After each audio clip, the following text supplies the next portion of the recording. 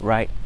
Today is day 18 of Bible in 90 days, or What's in the Bible, where we're reading through the Bible from Genesis all the way to Revelation, like you would do a novel, just to get to know the full story of of what the Bible says. So we're currently in the Old Testament in the moment, only a few books in: Genesis, Exodus, Leviticus, Numbers, Deuteronomy, Joshua. Now we're in the book of Judges. Now, if you've been following with the story, you know now that the Israelites are now in the Promised Land. Joshua and Moses and all those guys have long died.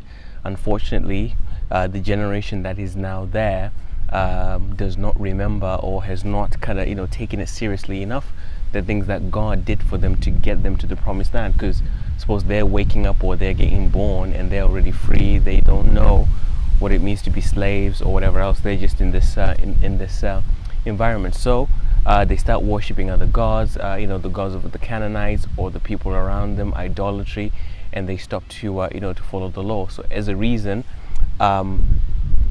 other nations, God keeps sending other nations to them to persecute them, or to make wars with them, or to oppress them, or whatever else, so that they can repent and come back to Him.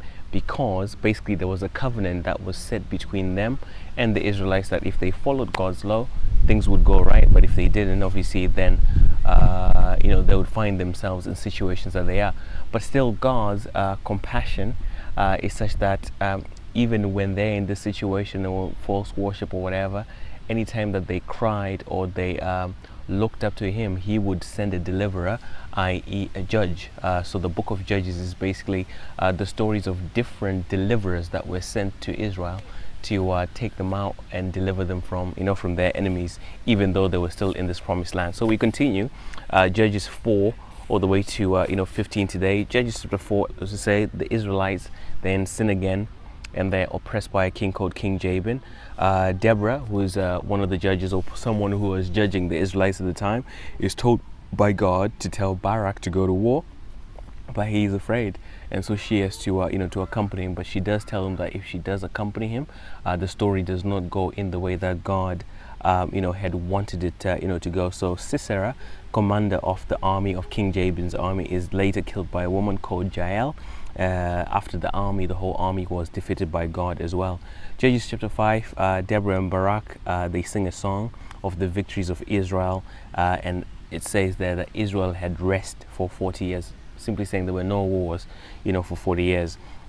We get to Judges chapter 6, Israel sin again. So you can begin to see the theme where they would sin, deliverer would come up, they would behave for a little while, then they'll go back into sin again. So Judges chapter 6, then sin again, and they're oppressed this time by a nation called Midian, and they cried out, a prophet is sent. I think this is probably the first or second time after Moses where we hear that a prophet, and Balaam as well. So anyway, a prophet is sent to explain why this was happening. So they're crying out like, why are we getting oppressed or whatever? A prophet is sent to say, listen, there was a covenant that was made between you and God. This is what your side of the covenant was, and as a result, you've not lived up to it. So God then calls a guy called Gideon. You might have heard Gideon's name, but Gideon obviously has his reservations because he sees what's happening, but he remembers the stories about Egypt and Moses and Joshua, etc. But based on his current reality, he's finding it hard to to understand, and obviously he's doubting himself. He says he's inadequate, etc. So he requests a sign, to see whether it was really God that was sending him to deliver the Israelites. So he gets the sign. He's told to take down some altars of Baal, which is these false gods that they were worshiping, and to replace it with a true altar, for God. He then gets another 2 signs with the fleece and the dew. Then he definitely knew that he could go to war and deliver the Israelites. Judges chapter 7, the army that he then goes with to actually free the Israelites from the Midianites, he had a huge army, tens of thousands, but God reduces the army from those tens of thousands to only 300, because he wanted to show that it was him that was delivering them. The 300 only went with trumpets and torches, and they captured obviously the Midianites, and they won the war, obviously also with with God's miraculous help. God also encourages Gideon and continue to show him signs, of his support.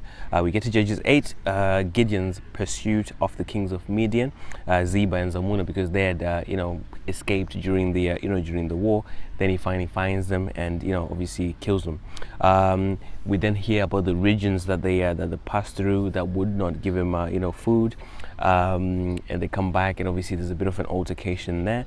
At the very end of all these wars, Gideon makes an idol, the same thing that caused the Israelites to get into this mess to begin with. He makes an idol, and the Bible there says it became a snare to to the Israelites, i.e., it made them go back into sin again. Gideon says has got many sons, but they are not treated well after his death. And then we get introduced to a guy called Abimelech, who was an illegitimate son, of Gideon. Judges chapter 9, Abimelech, this illegitimate son, then goes and kills 70, all of Gideon's, sons, except for one called Jotham, who escaped. And Abimelech then becomes, king at this point. Jotham, from wherever his hiding place was, he then expresses, or exposes really the conspiracy, and flees. We then have other counter conspiracies happening within Abimelech's camp, and the leaders of Shechem, and how he managed to resolve that. Then we see the death of Abimelech, which was really justice served, for what he had done by killing 70 of Gideon's son. Judges chapter 10, we get to hear about a few more judges. So it keeps just going, back and forth. They sin, a judge comes, the judge dies, they sin again, and on and on. You hear a few more judges. Then we get the Philistines. So another nation now comes. The Philistines and the Ammonites, they come and they oppress the Israelites and make war. The Israelites again plead with God, to deliver them.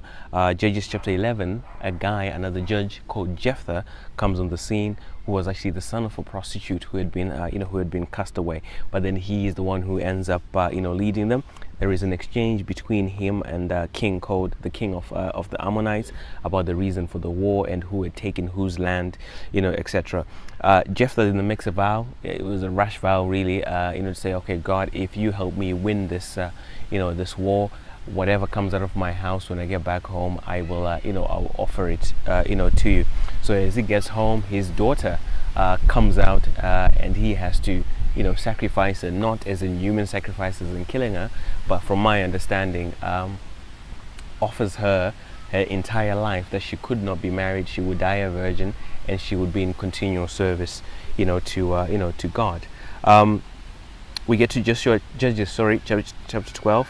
We can see some infighting within the tribe of Ephraim, then the eventual death of Jephthah, and the three judges that came after Jephthah.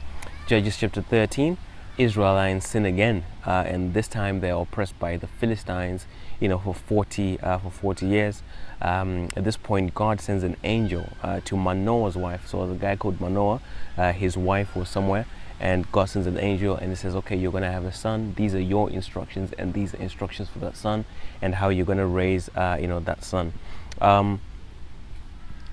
The angel visits again at the request of Manoah, because he didn't see the angel the first time, so he requests that the angel comes again and tells them this thing, and they realize that definitely God, had sent this angel, and this son in question is Samson. So this is how Samson, which you might have heard a lot, comes into the story. Judges chapter 14. Obviously, Samson is grown by now. Samson requests a Philistine wife. These events were actually orchestrated by God. He kills a lion along the way with his bare hands because he was that strong, and then later collects honey from this, from this lion. Samson then uses or makes up a riddle, for these guys where he was going to marry, but they didn't know obviously the answer. But then they threatened to kill, his soon-to-be wife. Then she tells them, the answer. So Samson is obviously very angry about this. He goes back home, kind of deserts the wedding or the marriage ceremony or whatever, and they end up giving his wife, to somebody else. Judges chapter 15, looks like Samson has had a change of heart, so he goes back to see whether his wife is still there, but it turns out, she's been given to the guy who was supposed to be his, his best man. So he learns of this, development, and he burns some fields of grain of the Philistines. They hear about this, they come and they hear about the reason why Samson did this. They killed the father-in-law, and they also killed his his soon-to-be wife, or the girl who was supposed to be his wife. He then in turn says, "Oh, why did you do that?" And he goes and and kills them. So it's just back and forth wars between Samson single-handedly killing these guys. The Philistines again, they make war, and he kills 1,000 of them, and it ends off in Judges 15 saying Samson judges for 20 years. So tomorrow we continue in Judges. We're actually going to also get into Ruth and the beginnings of First Samuel, which should be interesting because Samuel is a good book, and Samuel is a huge character in the Old Testament. So hopefully you guys are still reading along. Share the video with your friends, like the page or subscribe to the channel, and let's just read the Bible together to find out what it what it says. I'll see you guys tomorrow.